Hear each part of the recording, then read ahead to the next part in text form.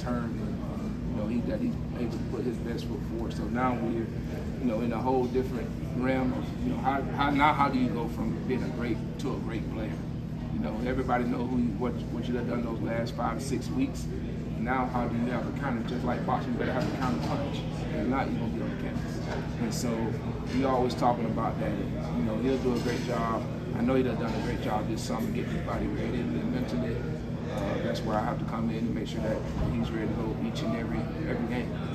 How close is that competition behind Moffa? Maybe guys like Adams and Haynes and Jarvis Green. Yeah, I mean it's a real close competition, and that was really the challenge, for these guys coming into the spring is really who's going to be that guy behind Moffa. We know what he can do. You wouldn't want to see him carry the ball 40 times, but if he asks him to do it, we know he can do it.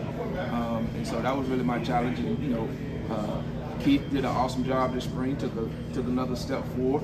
Jarvis Green took another step forward. Obviously, we didn't have Jay Haynes out there, for spring. Then the freshman came in, David Easy. He did a great job. I mean, he pretty much was like a freshman, just trying to learn it, trying to get the footwork down. But as the spring went on, he got better. So, the good thing is going into this fall camp, everybody's healthy, and so it's going to be a really good, healthy competition in there, and we'll see how it plays out. And those guys, they respect that. They love that challenge, and that's the beauty of this game is that competition brings out the best of everybody. If you run to the competition or you shy away from the competition, and the thing I'll say is every guy in that room they run to the competition. They don't shy away from it. So I'm looking forward to this fall camp, seeing all those guys out there having a chance to go and compete, for that 2 and 3 spot. So, but at the end of the day, man, I tell everybody, the running back position specifically, everybody has to be ready just because of the pounding and the hits and stuff that you take over the course of a season. I mean, you just never know what happens.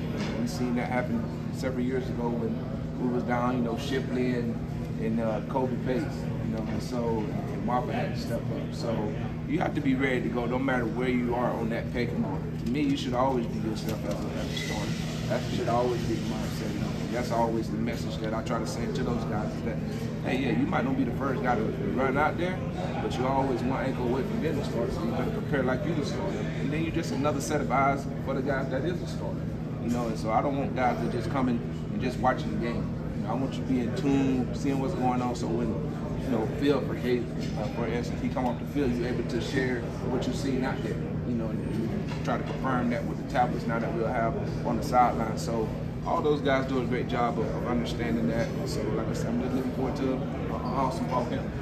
Shipley was so vocal on the sideline, on the field. Is that something? How do you make up for that hole that you have? Well, I mean, everybody has their way of leadership.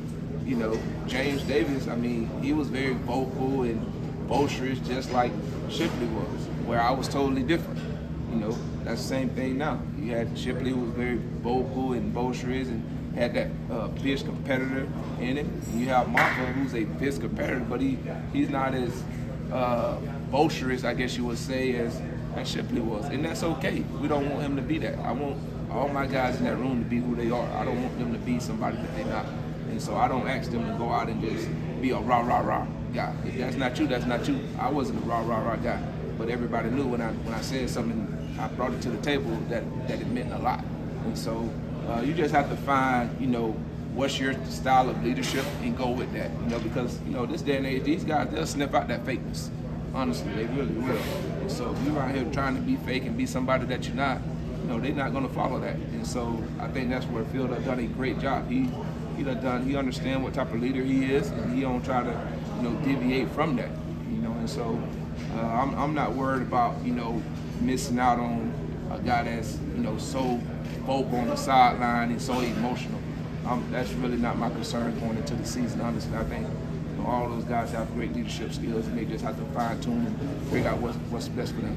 Are there any aspects of Phil's game that you've seen him try to work towards heading into the season, or anything that you challenged him to improve on from last year? Oh, yeah, I mean, just those one-cut mentalities. I mean, he's a very powerful runner, and sometimes, I have to remind him that, hey, Phil, you're 230, you're not 200. And, over the course of a game, people not going to want to top of that type of player.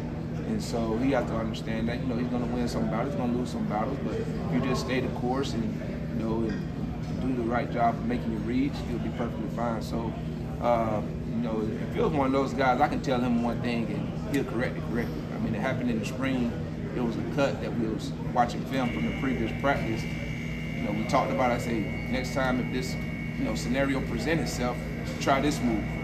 Guess what? The next practice, that scenario presented itself, he did it and he seen the difference. So he's one of those guys that, you don't have to sit there and tell him 50 times, how to correct something. Tell him one time and he's going to get it and it's going to be corrected. So that's why I say his growth has really, evolved. We saw glimpses of Jay Haynes in the fall. Excuse the comparison, but can he be the lightning to Lafa's thunder? The lightning? Can he kind of bring the speed? Yeah, he could. He could. I mean, he has that capability. I mean, like I said, we've seen glimpses of it in the fall of him, making, sharp cuts and explode through. So, he definitely has, the ability to do that. But like I say, we'll see how it goes this fall camp. All those guys bring something totally different. But he does have that capability.